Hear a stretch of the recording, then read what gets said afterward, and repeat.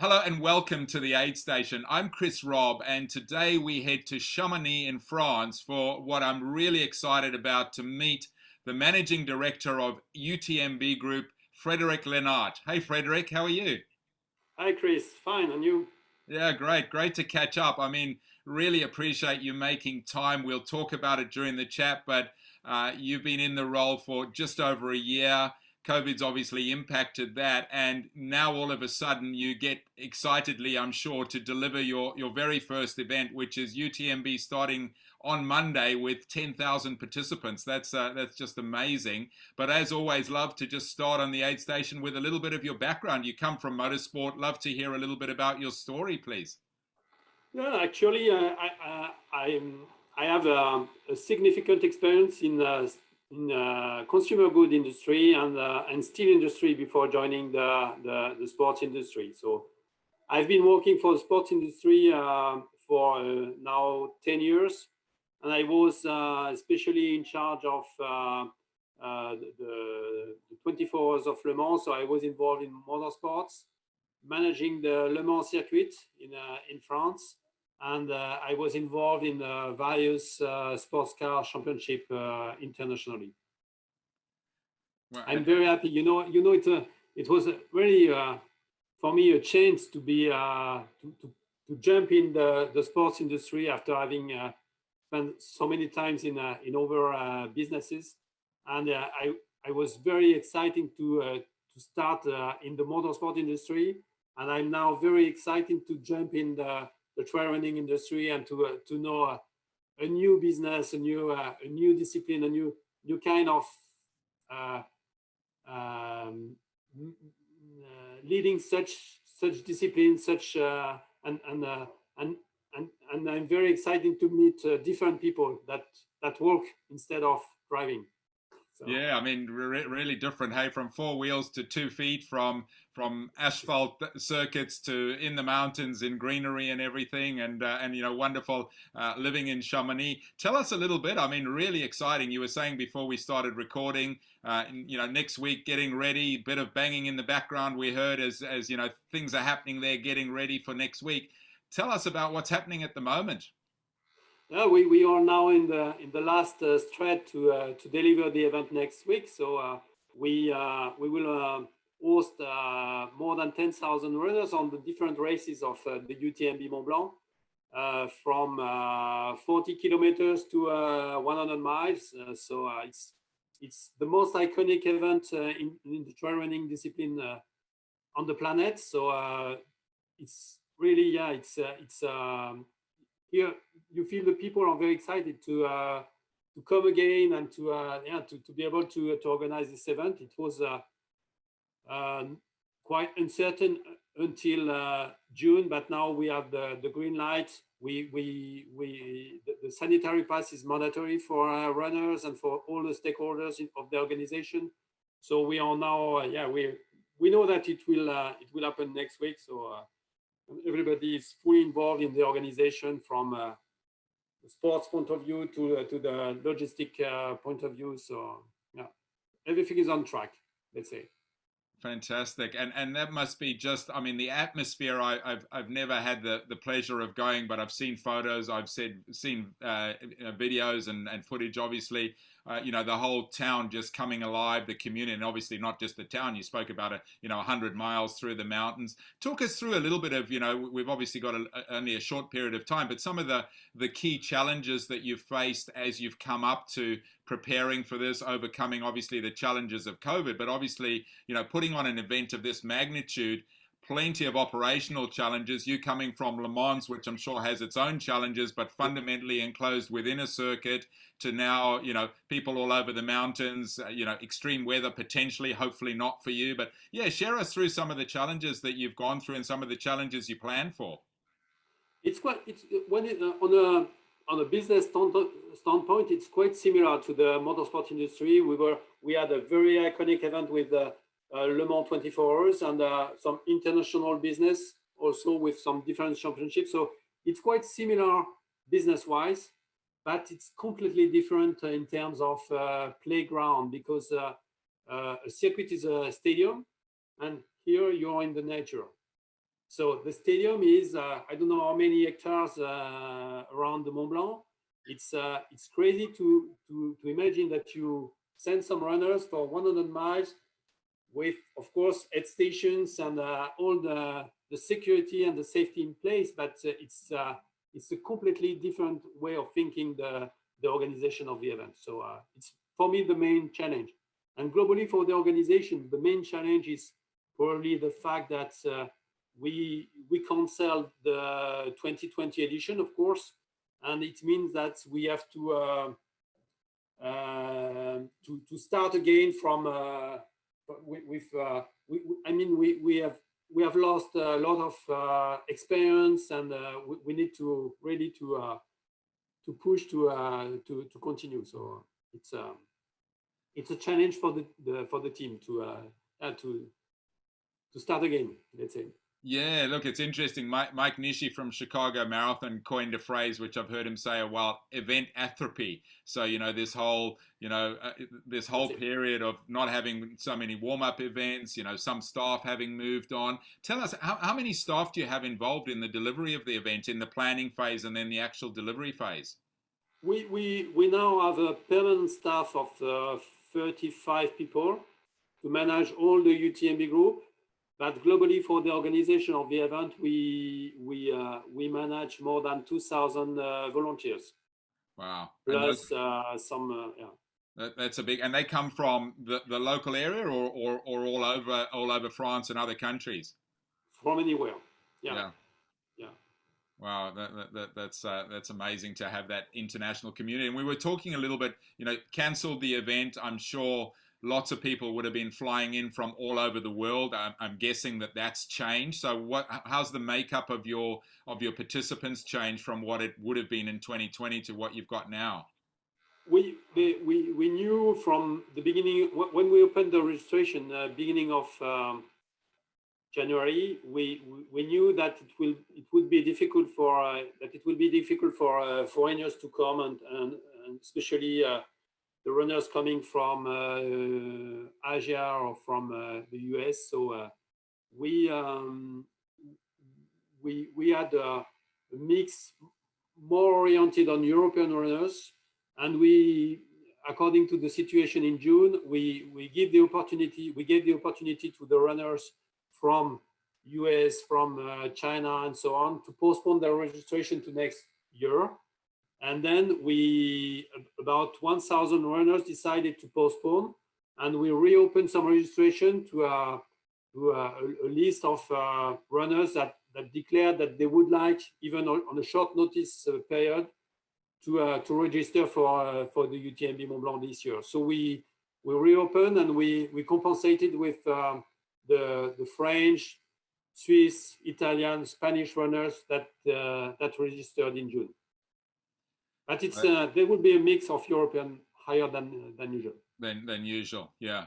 And interesting, because you said you'll end up with about the same numbers as you had in 2019. Obviously, big iconic event. I'm hearing some anecdotal feedback from different markets that are coming back now, like the UK and in some instances Australia, where their numbers started really large but are actually a little bit down now. So people, kind of caught up in doing other things. People are, the industry is still trying to understand. We thought there's going to be this big explosion, but in some markets they're struggling to fill their events. So that's really fantastic to hear that you're a full house, so to speak. And I'm guessing, part of being able to offer that opportunity, there's lots of collaboration with government, both local and at a national level. Talk to us a little bit about how that process has been, getting all the permits in place, being able to facilitate the international runners that have come in. That must have been fairly complex.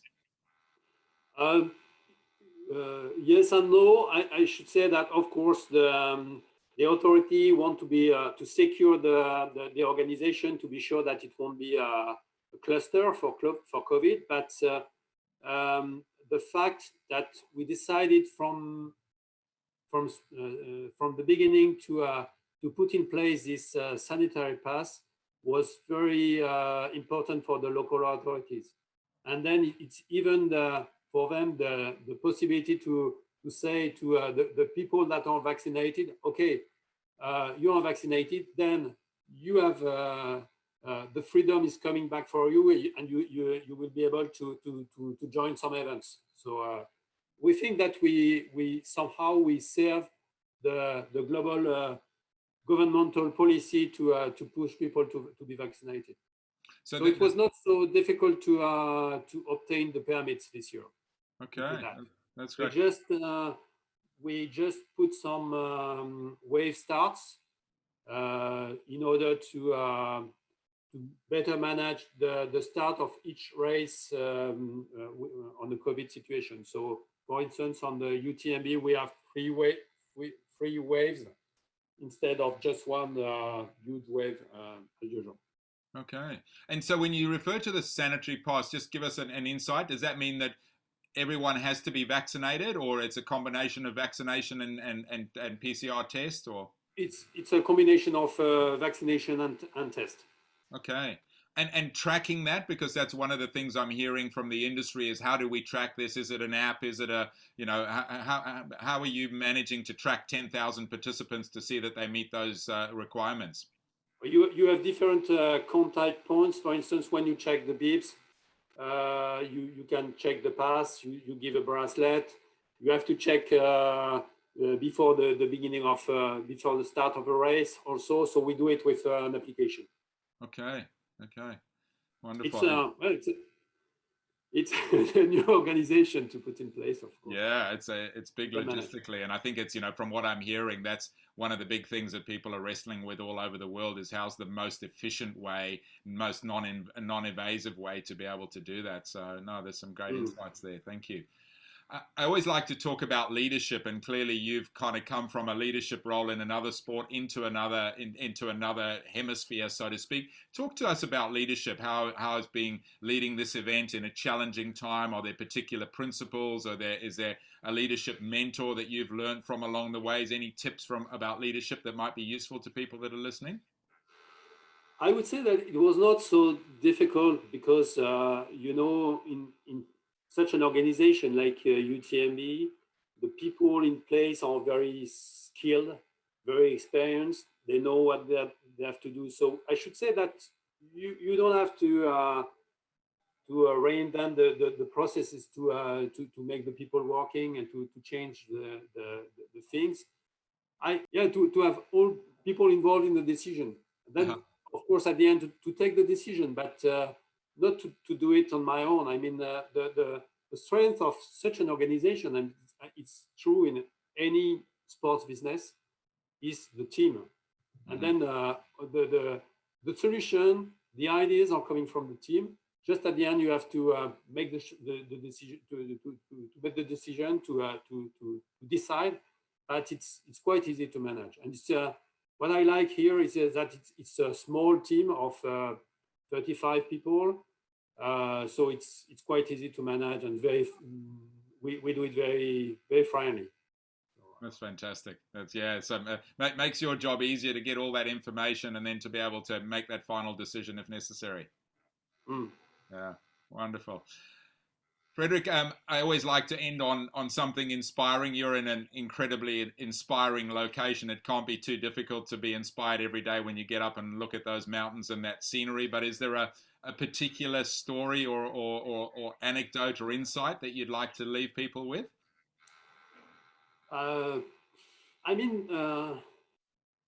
Inspiration is something global for me. I can't say that I'm inspired by any people precisely, but I'm probably I like the way we work and the way we live here. It's this place is absolute.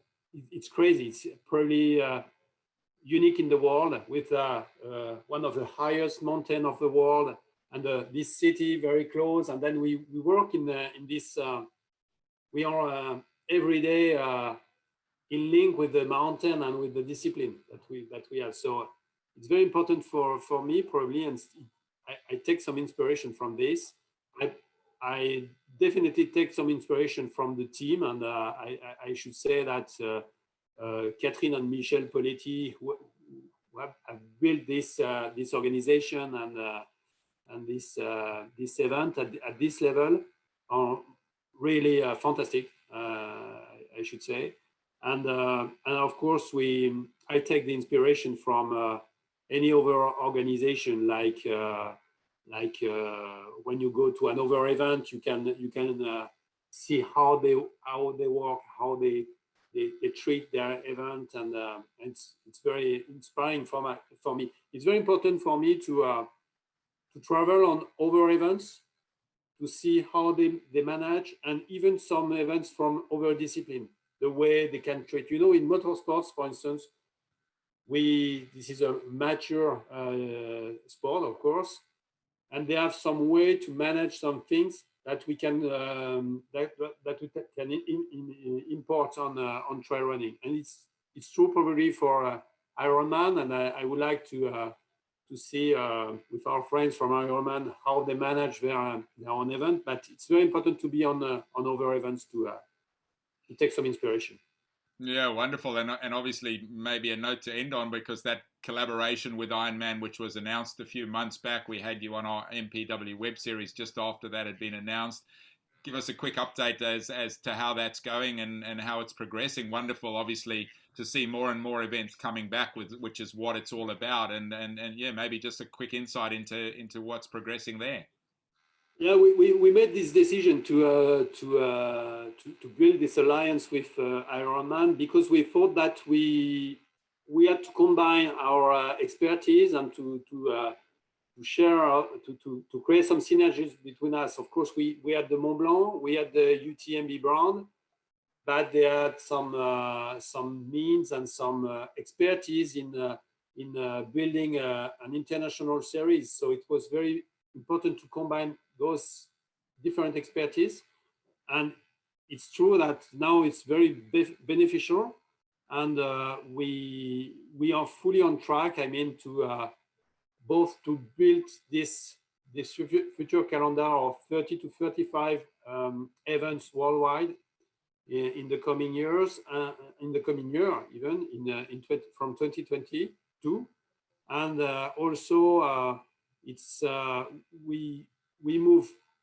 very fast with them to be able to put in place the athlete experience, what we want to do, the standard that we want to put in place to make people run in safety, and to bring more runners to this discipline.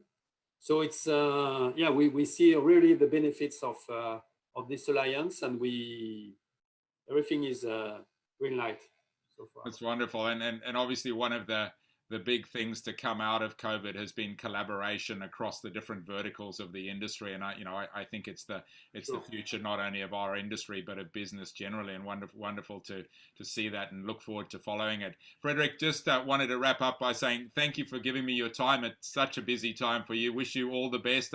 You had some great inspirational tips there, and I'm sure if I were to have this call with you next Sunday, you're probably going to have even more amazing, inspiring stories, seeing those 10,000 participants. But yeah, thank you so much. Wish you all the very, very best. Thank you, Chris. See you soon.